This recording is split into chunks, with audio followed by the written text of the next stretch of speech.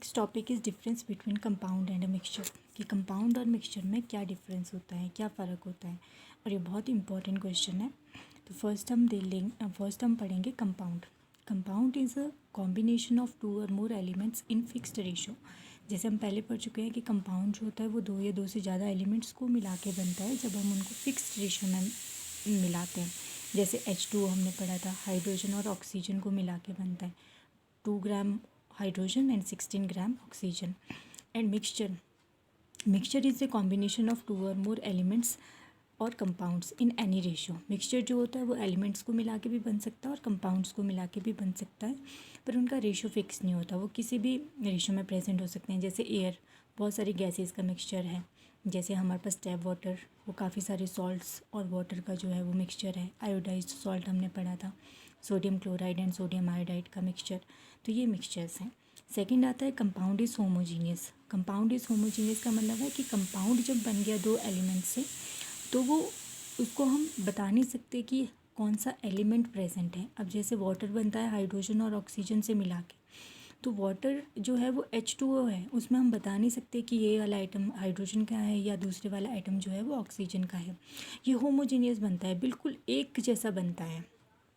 But mixture जो होता है, मिक्सचर में भी होमोजीनियस एंड हिट्रोजीनियस। मिक्सचर जैसे हमने पढ़ा होमोजीनियस भी हो सकता है, जैसे एयर आ गया, टैप वाटर आ गया, या हिट्रोजीनियस भी हो सकता है, जैसे ऑयल एंड वाटर का मिक्सचर, वो हिट्रोजीनियस है, उसमें दो फेजेस होते हैं।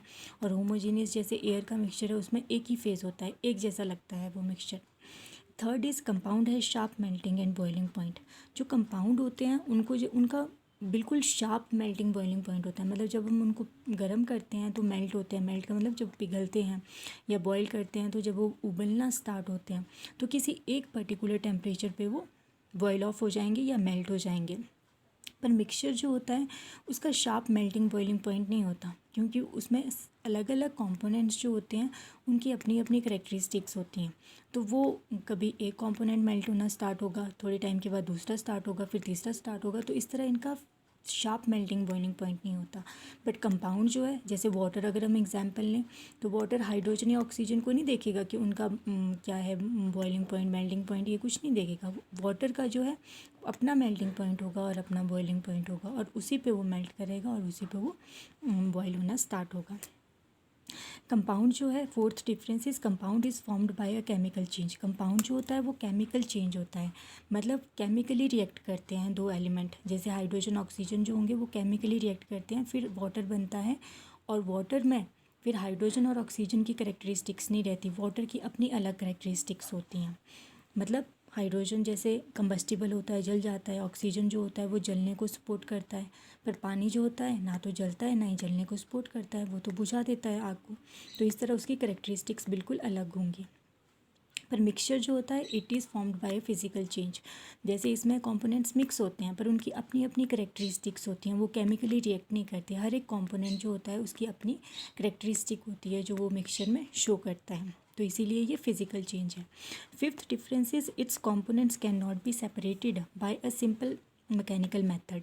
मतलब अगर हम सोचें कि हमने पानी में से हाइड्रोजन या ऑक्सीजन को अलग करना है, सोडियम क्लोराइड में से सोडियम या क्लोरीन को अलग करना है, तो वो हम सिंपल मेथड से नहीं कर सकते। जैसे हमने सोचा हम हैंड पिकिंग कर लें, हाथ से निकाल लें, हाथ से तान लें, मैग्नेटिक सेपरेशन कर लें, इस टाइप के सिंपल मेथड्स नहीं हम यूज़ कर सकते।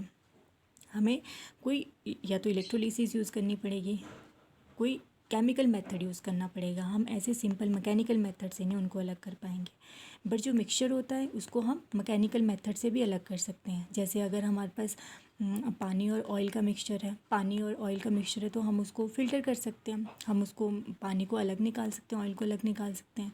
उसी तरह अगर हमारे पास आयरन नेल्स है, लोहे की कीलियाँ, उनको हमने अगर सैंड में मिक्स किया है तो हम उसको हैंड पिकिंग से निकाल सकते हैं, या फिर हम उसको मैग्नेट की हेल्प से निकाल सकते हैं। तो हम मैकेनिकल मेथड से भी मिक्सचर को जो है वो अलग कर सकते हैं, मिक्सचर के कंपोनेंट्स को। बट कंपाउंड के कंपोनेंट्स को हम सिंपल मेथड से अलग नहीं कर सकते। इसके बाद नेक्स्ट टॉपिक हमारे पास आता है एटम। तो एटम क्या होता है? Atom is the smallest particle of an element which may or may not exist independently. मतलब किसी भी एलिमेंट हमने पढ़ लिया कि एलिमेंट जो होती है वो सिंपलेस्ट फॉर्म होती है किसी भी सब्सटेंस की।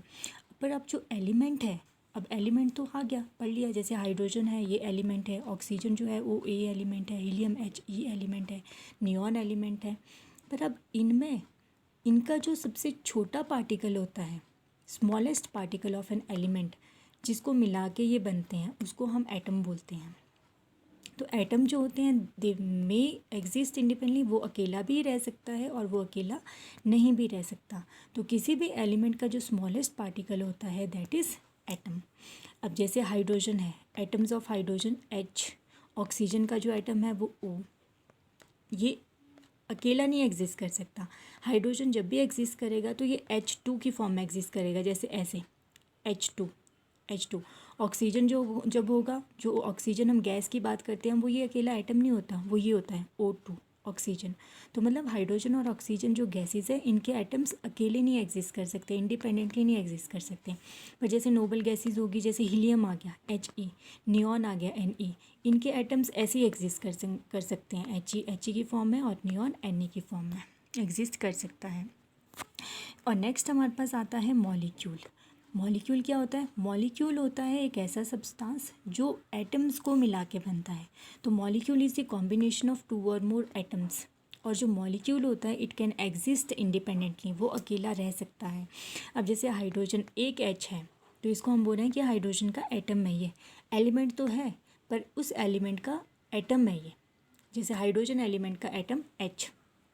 अब एक H जो है वो दूसरे H के साथ रिएक्ट करता है और बन जाता है H2। तो दो एलिमेंट्स को मिला के जो बन गया वो बना, दो एटम्स को मिला के जो बना वो बना हमारे पास मॉलिक्यूल H2। उसी तरह ऑक्सीजन और ऑक्सीजन को मिला के जो हमारे पास बना O2, ये बना ऑक्सीजन का मॉलिक्यूल। वाटर जो है ये कंपाउंड है, हमने पढ़ा था, क्योंकि दो एलिमेंट्स को मिला के बना है, जैसे हाइड्रोजन और ऑक्सीजन एलिमेंट को मिला के बना है ये वाटर। बट ये मॉलिक्यूल भी है। मॉलिक्यूल क्यों? क्योंकि ये हाइड्रोजन के दो एटम्स और ऑक्सीजन के एक एटम को मिला के बना है, जैसे H2O, H2 हाइड्रोजन के दो एटम्स, ऑक्सीजन का एक एटम। NaCl ये सोडियम के एटम को और क्लोरीन के एटम को मिला के बना है, तो ये भी मॉलिक्यूल है। और ये कंपाउंड भी है क्योंकि ये सोडियम और क्लोरीन एलिमेंट से मिला के बना है।